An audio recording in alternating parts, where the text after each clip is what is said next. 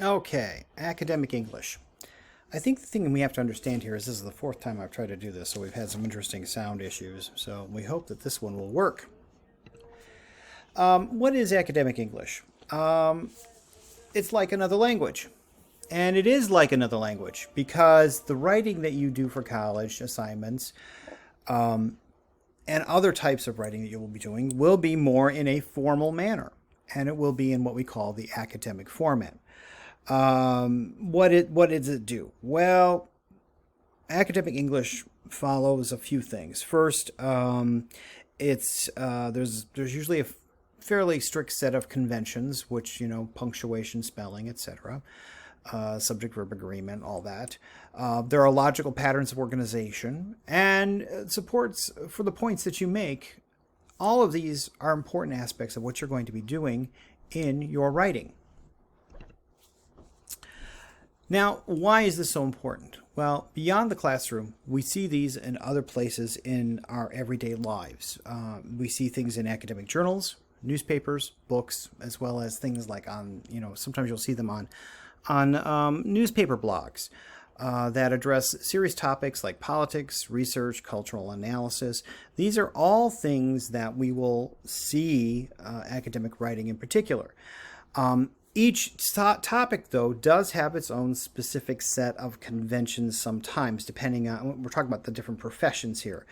What one will write as far as in the medical profession will be different than what one would write for, say, in social sciences versus the hard sciences and so on. So there's a lot of other things here. Oops, sorry about that, guys, that you'll have to consider. But it's a broad category. And it's flexible enough to actually accommodate the differences across disciplines, and all the while still remaining academic. Okay. Now, why do we care? Well, it's going to be a great help to you because you're going to become fluent in it, and it will help you to in both your college and beyond in other professions that you will write, and other types of things, not just in helping you write emails or helping you communicate, but in a professional capacity as well. Writing academically will automatically identify you as someone who is educated, someone who knows how to use and how to appropriately address not just an envelope, but address people, address a paper, address a research topic in whatever profession that you choose will be in. But there are challenges. It does pose challenges to both native and normative speakers of English. You got to understand that there are challenges. One needs to acknowledge that these challenges are there without making them seem too difficult. And we have to do that because how we talk is not how we write. And that is what is important. And so what I'm going to try to do is sort of demystify. We want to try to demystify some of the assumptions of academic writing so that you can start thinking about how to use these ideas to your advantage. And that's exactly what we're trying to do. Is I want to show you and demystify the use of language so that it's not as distant, it's not as demystifying, but it is important in your writing, and it will be important for you to use it and not make it sound so unnatural. And it may sound unnatural. For those of you that are new to college, it's important. Now, why do you want to do this? Well, as you enter college, there are all these conversations, not just in class, but you'll find that, there will be all these conversations taking place all around you. And so you need to learn to talk the talk. You have to talk the talk of academic writing as soon as possible. And you've got to dive right in there. And the reason is so you can join this conversation that's going on in progress all around you. And so that when you join this conversation, you are not completely identified as some novice or some amateur, that you have something to say, and you want to be identified as someone who can articulate the arguments that you want to say, which is important. So it calls for you to understand some common expectations that most, if not all, instructors have, and most instructors will have these,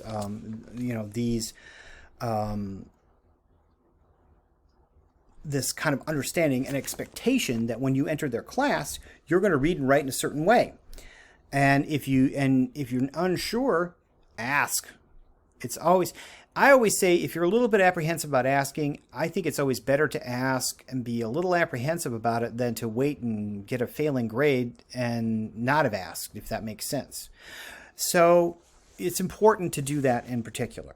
And it's also important to understand that reading and writing are,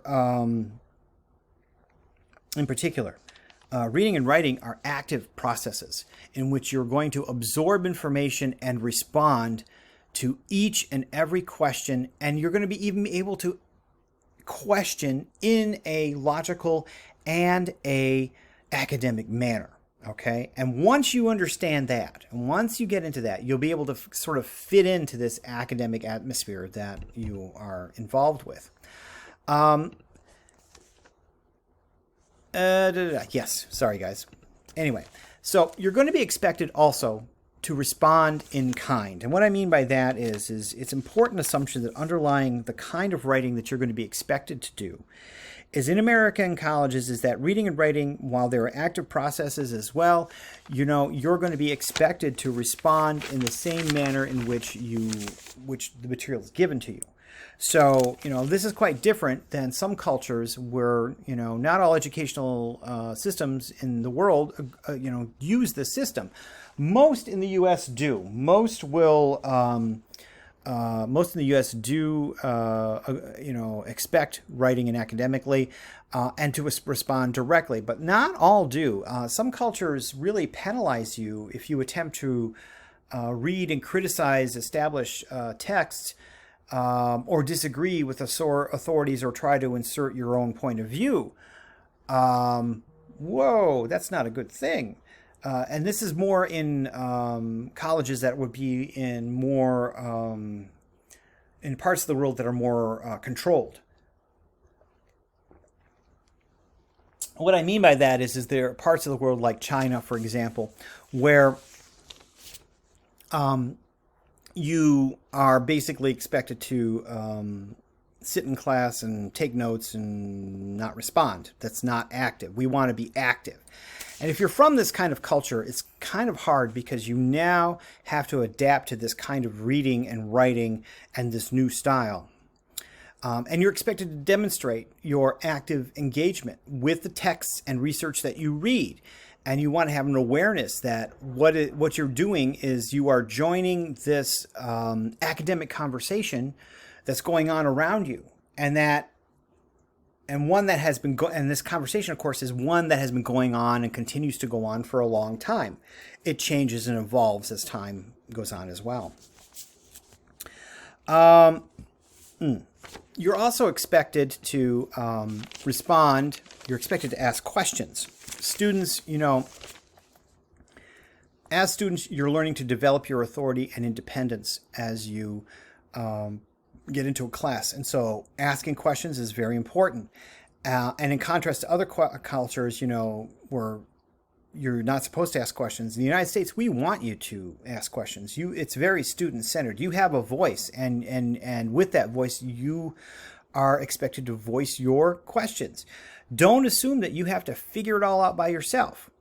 But it also means that you have to take responsibility for your own learning whenever possible.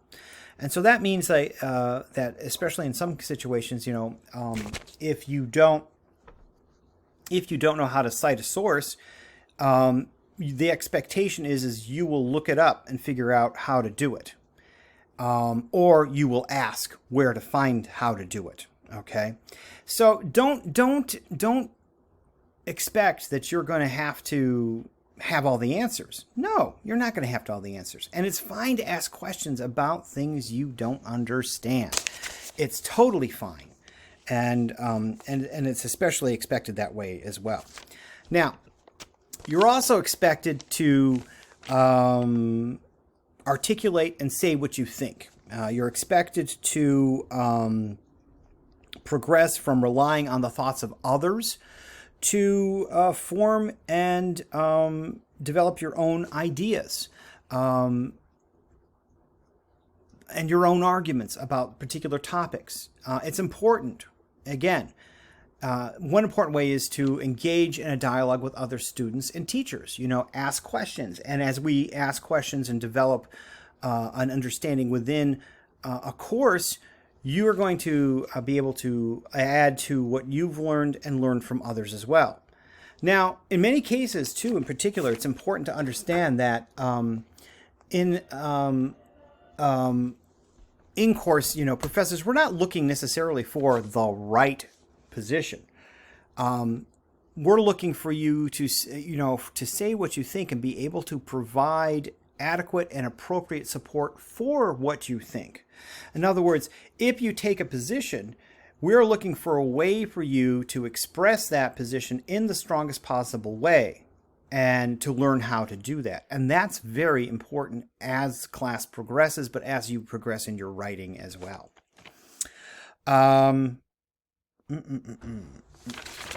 Another thing is that from the beginning, whereas in a lot of cultures, there's a build-up into how you learn to express yourself.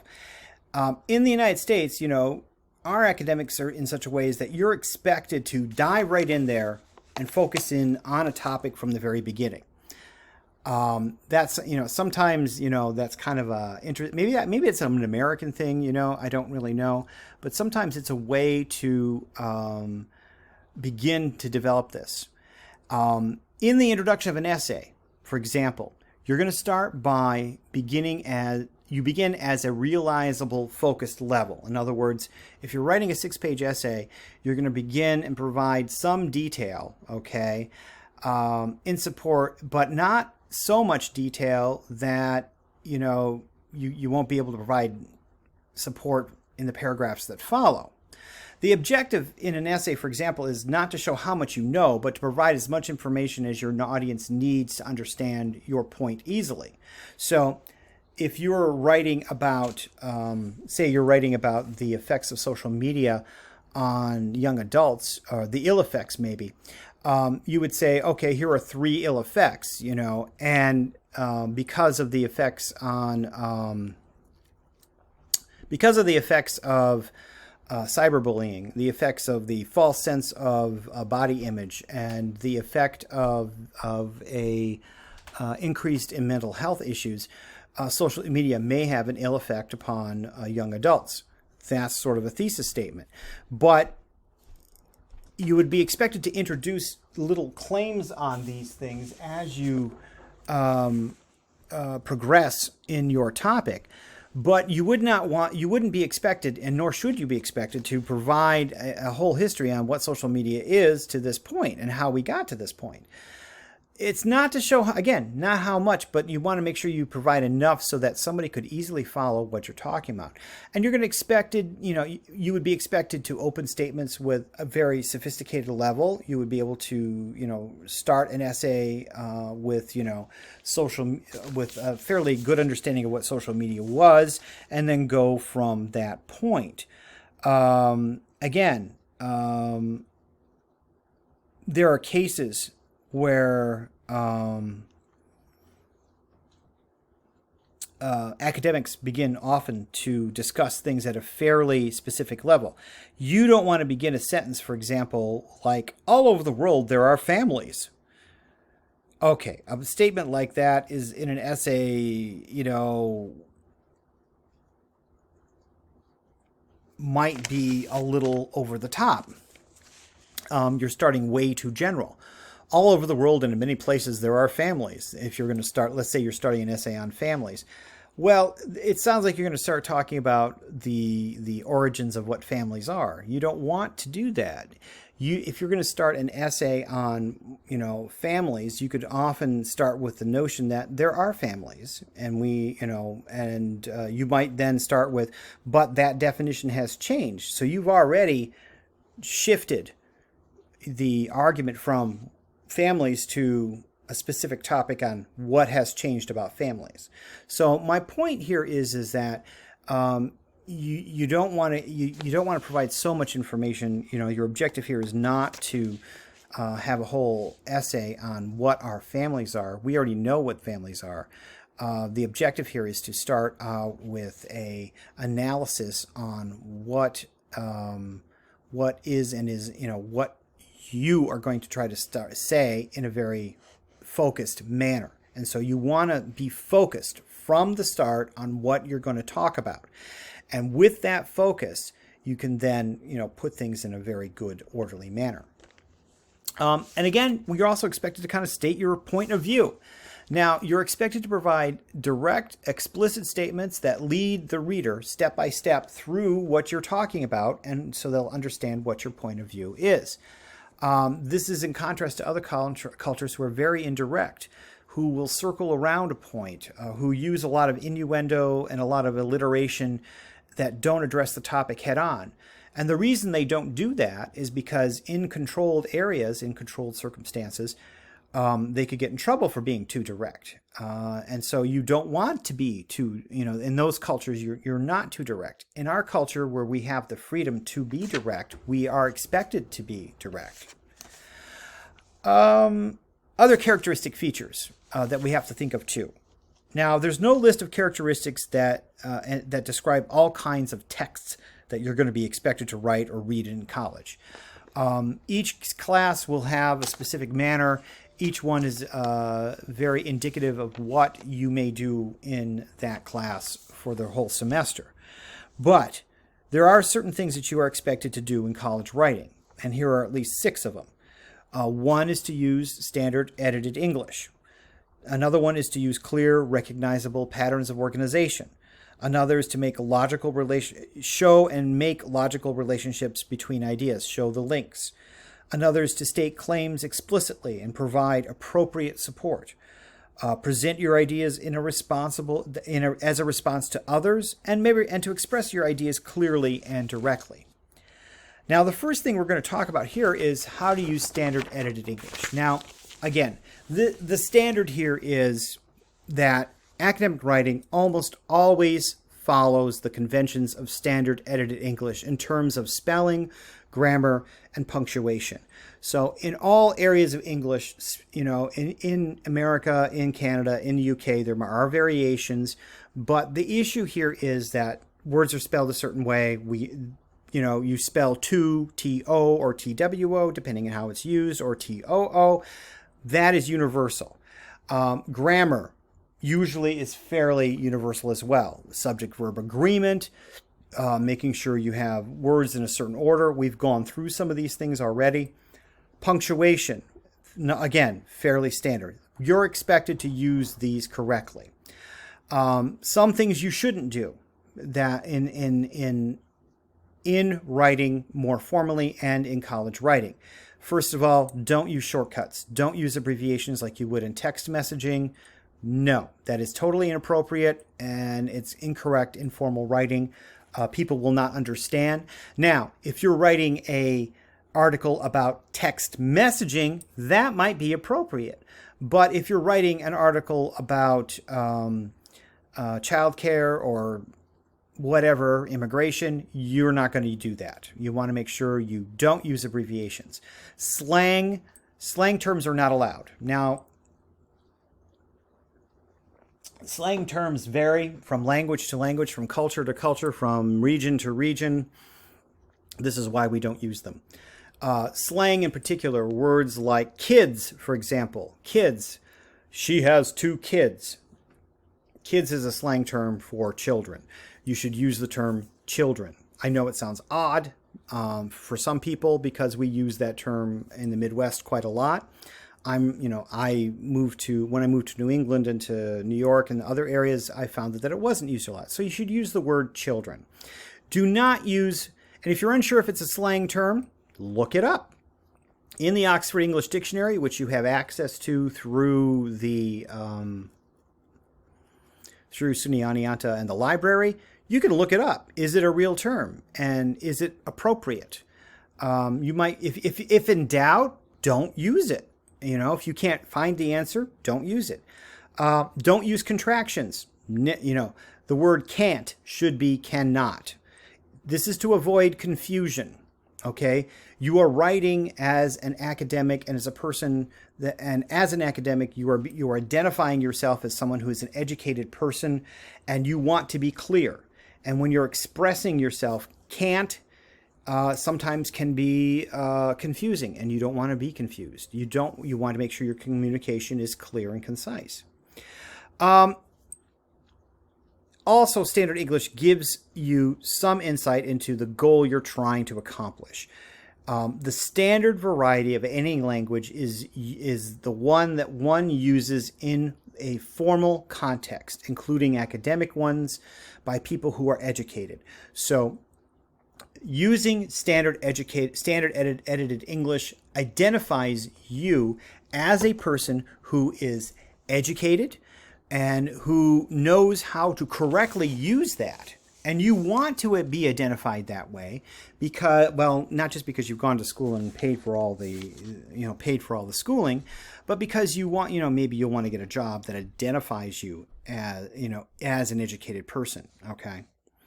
Now, the other things to think about too is how about using it, and by using standard educated English, it also helps you the ability to use a standard variety of any language is marks you as educated.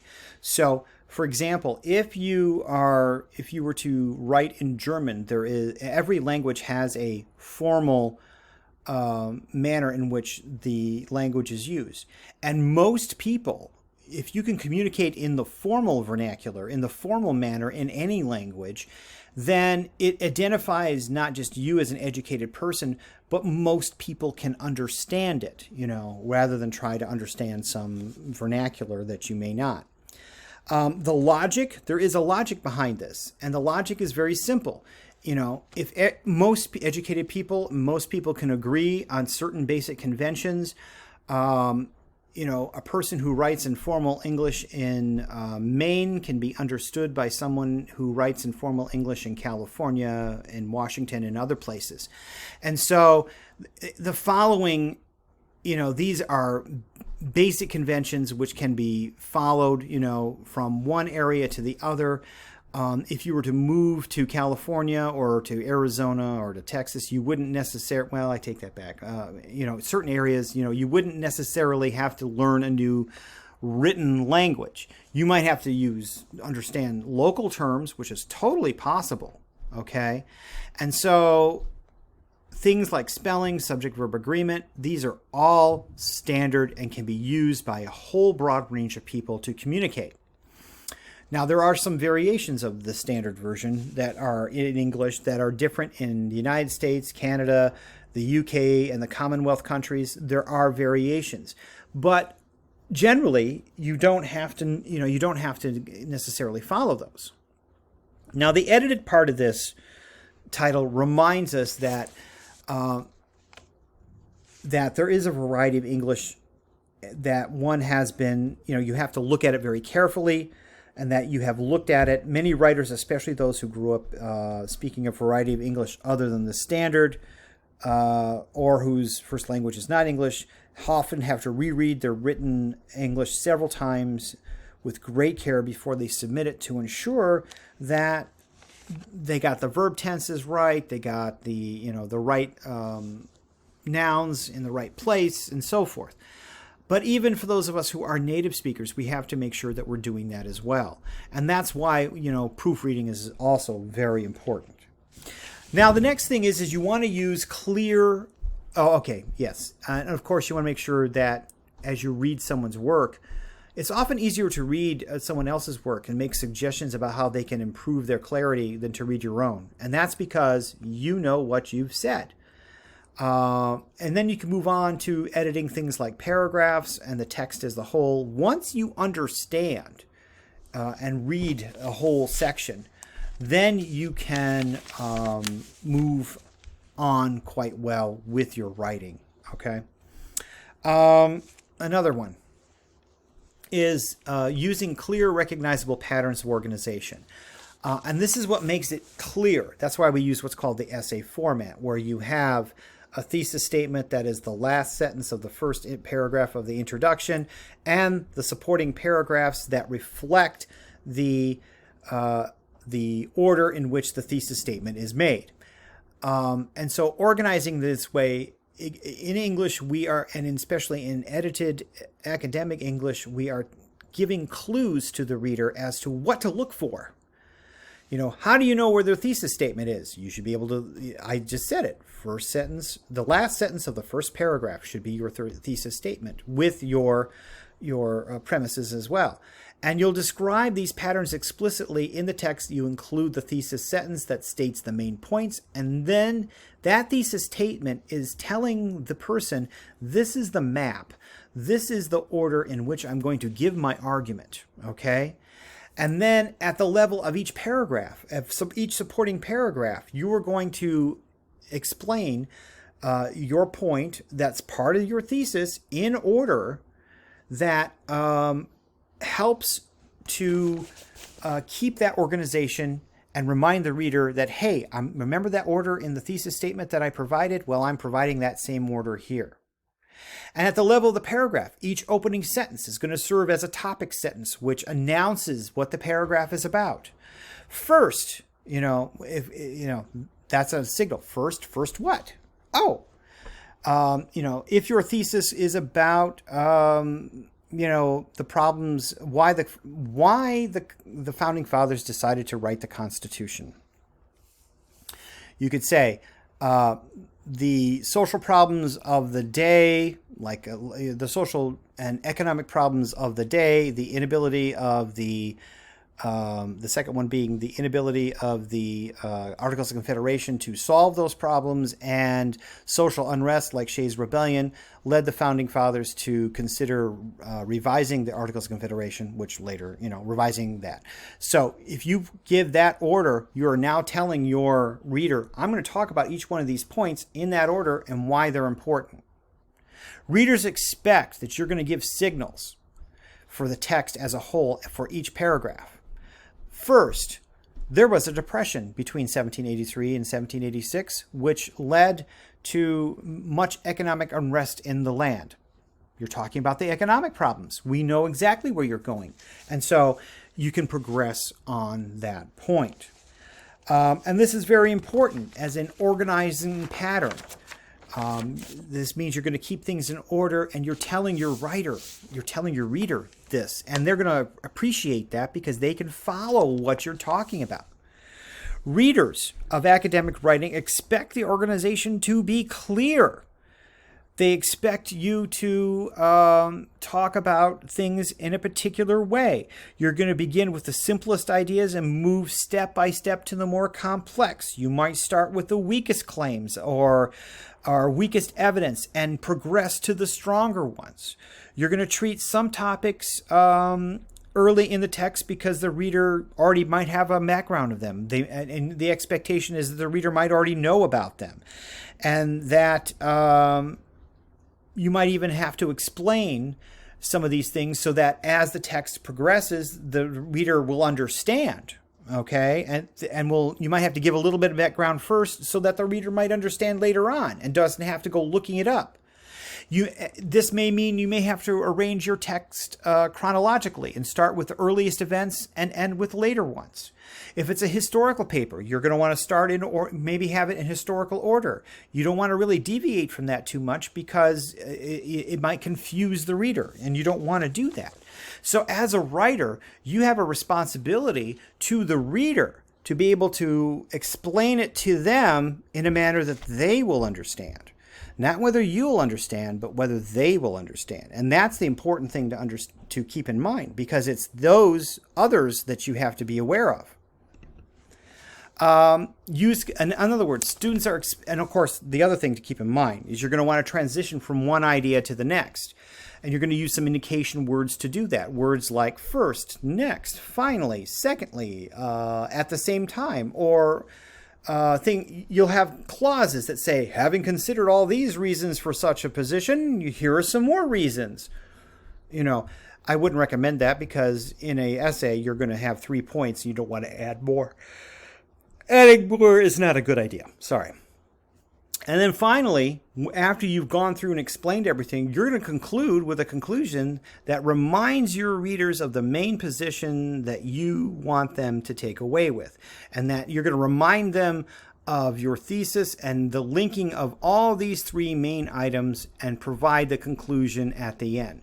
Because of these three things, because of the Depression and because of the inability of the Articles of Confederation to solve the problems for the Founding Fathers, and because of the social unrest that was occurring as a result of these reasons, the Founding Fathers decided that they needed to reform the Articles of Confederation to have a stronger government.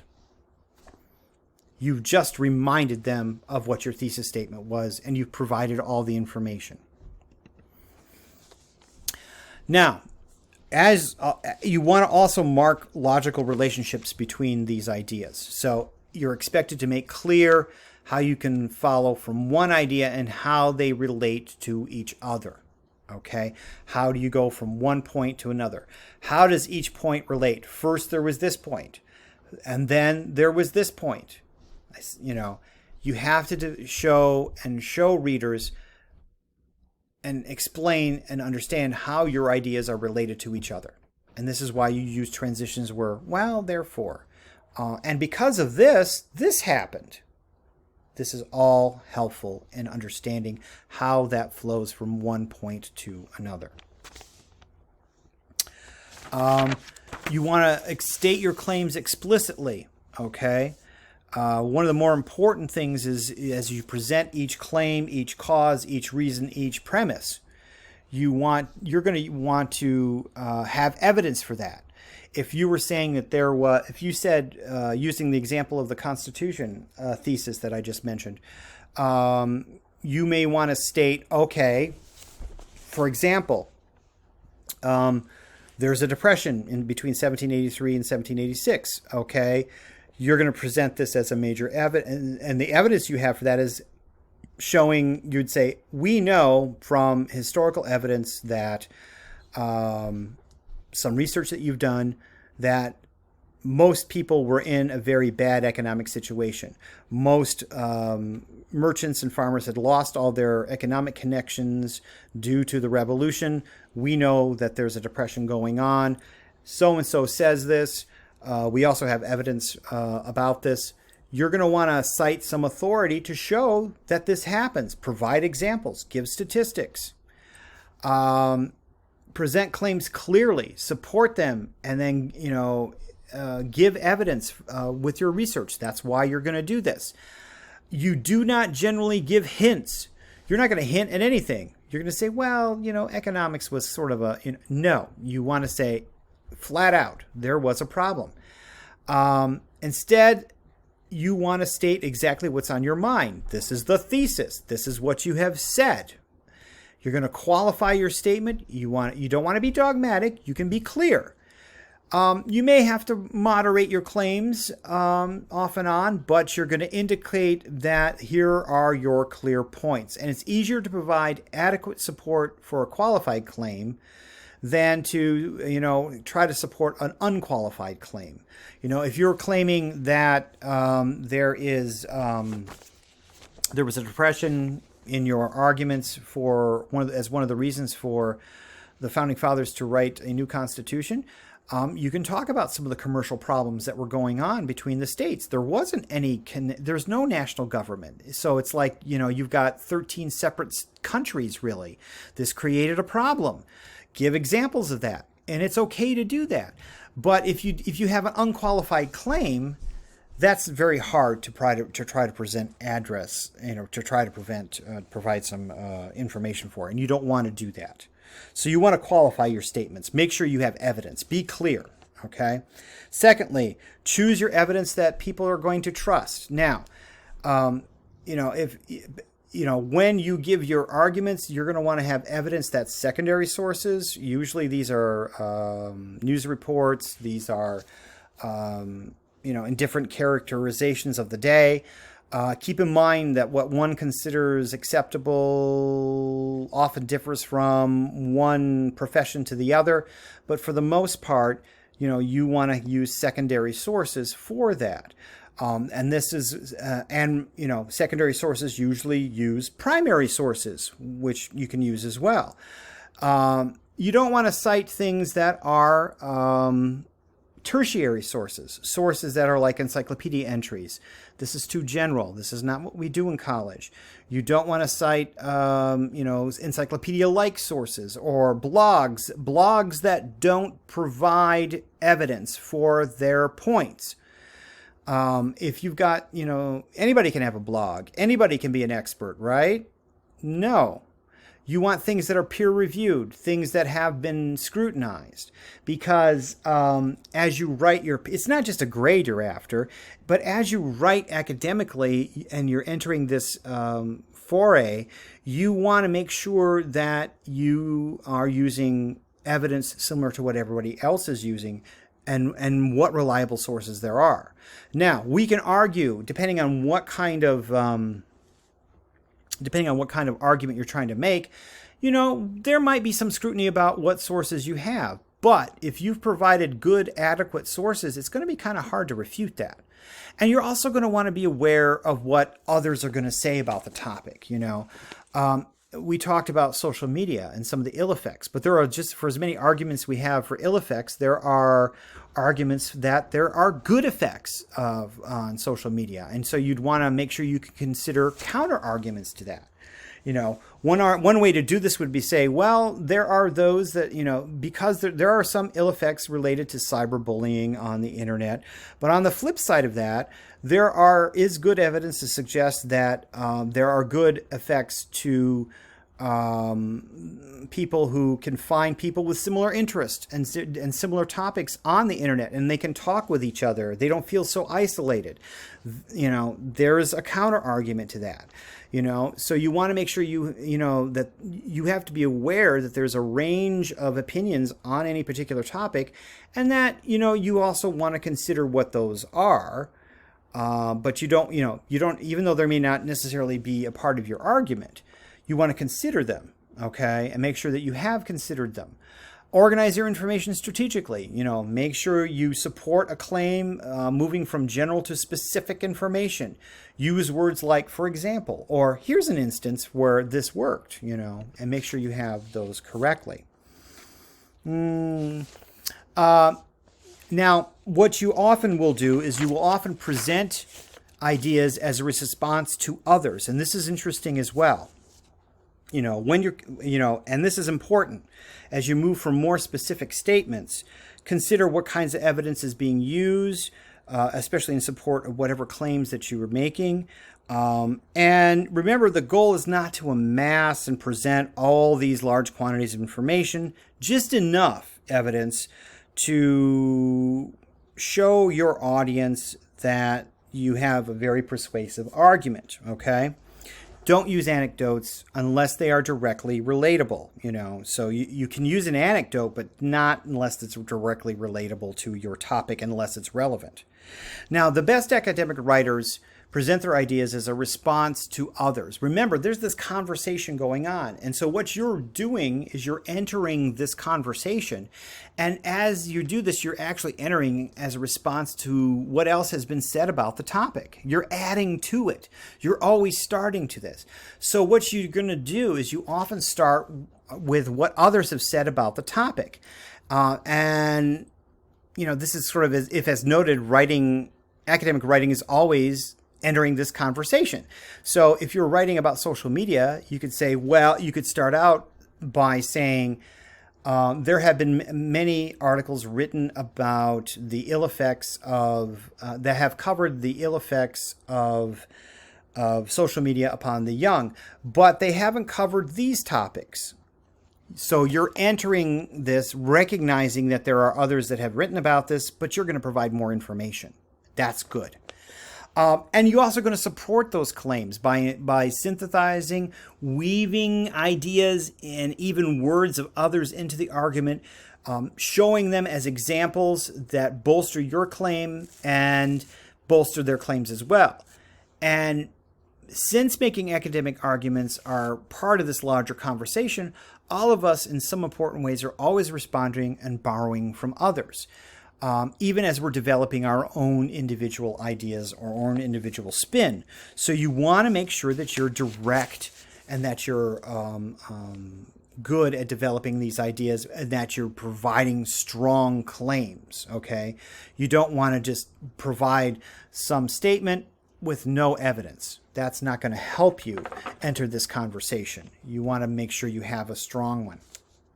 You also want to express ideas clearly and directly. Now, a lot of cultures don't want you to do this. They want to, you're supposed to use innuendo and so forth. That's not what we do here. You want to make sure that readers can understand what you're writing about. So that's why you provide a thesis. That's the last sentence of the first paragraph. Your supporting arguments in supporting paragraphs that follow, and a conclusion. And in providing that platform and in providing this structure, you're being clear, direct, and providing evidence. You can start sentences at the sentence level with, this shows that this is evidence of, how social media has ill effects. Define terms that you use. You want to be sure that your reader isn't confused. You don't want to leave any room for confusion. You want to be clear. Because if you leave room for confusion, that means that they're going to stop reading sometime halfway between this.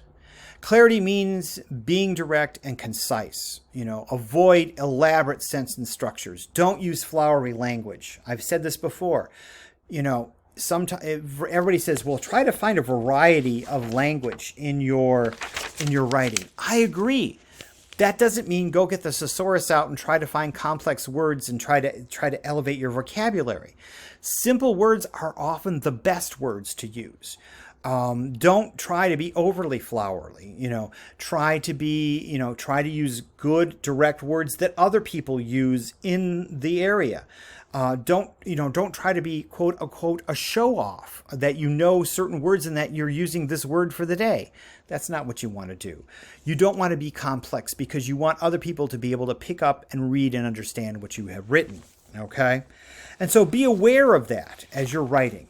Now, there's also other things that you should be aware of as well. And that is that very often there are other genres that require you to write in certain ways. I'm not doing that in this course right now.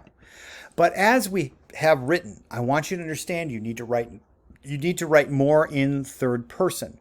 In other words, if you're writing about a topic, and say the topic is, what do you feel are the important reasons for social media, the defects of social media?